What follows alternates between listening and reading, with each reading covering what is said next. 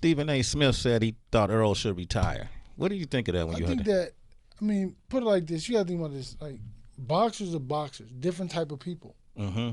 MMA fighters, different type of people, right?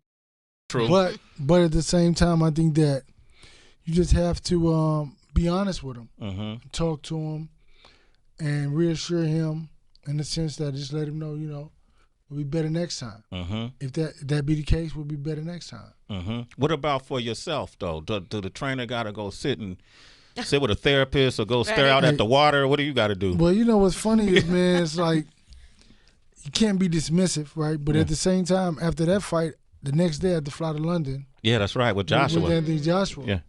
And then he fought Saturday. Now I had to fly Monday to New York. Mm-hmm. So it's like you really don't have time to. You got to compartmentalize everything, but at the same time, you really don't have time to be in a space where you doubt yourself or you're upset. Even though I've been with Errol for like 15, 16 years. Yeah. And you feel it, and you know it's there, but you still gotta keep pushing because you got a whole team, you got everybody else, you gotta get ready and get prepared. So you can't stay in that same space. So it's like you gotta hold on to it, have it, and just keep it moving. And it's still there. It's still there, right?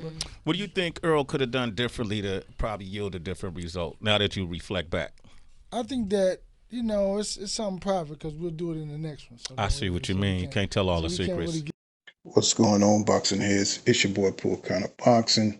And as you can see here, Derrick James, saying that, you know, Errol Spence Jr., it was something private, in his loss. He wouldn't answer the question when Sway asked him, what could Errol have done differently in the fight, to yield a different result. Derrick James didn't want to go into it. He said it was something private. And even EJ kind of implied that there was something else going on, that led to this victory by Bud Crawford, something that they both men knew that was going on behind the scenes.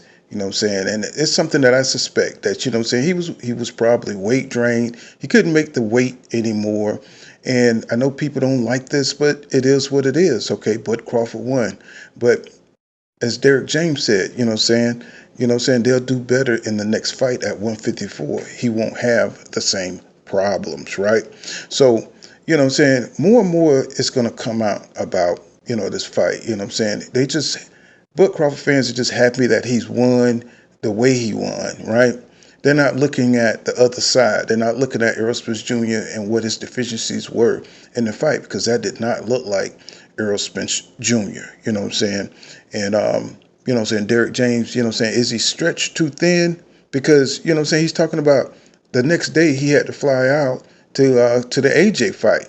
Then he had to fly back to New York.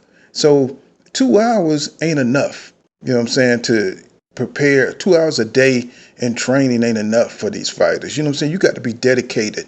You said that he had 15 years with Errol Spence Jr.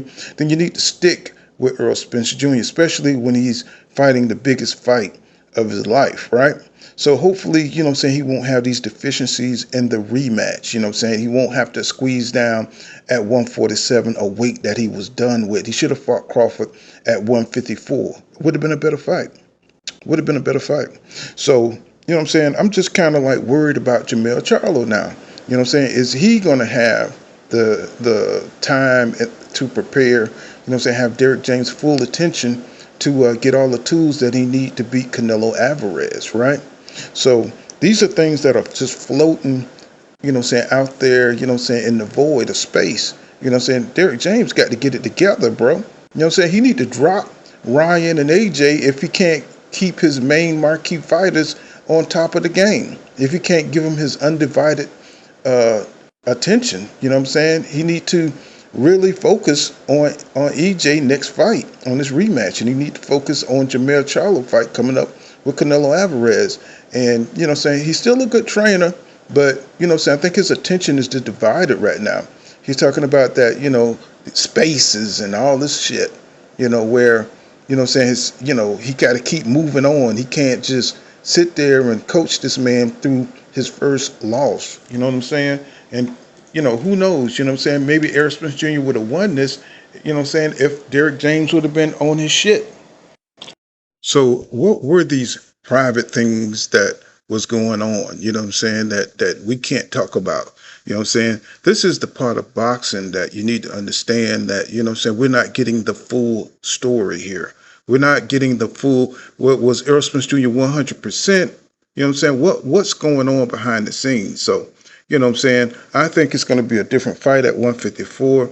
I think Errol Spence, we're going to get the full Errol Spence Jr. with his power, with his balance. You know what I'm saying? He won't be weak. His punches won't be weak. He'll be quicker. You know what I'm saying? So, but that's just my opinion. This has been Pool Kind of Boxing. Make sure you smash that like button and subscribe to my channel for more hardcore boxing content. See you guys in the next live stream. Peace out, y'all.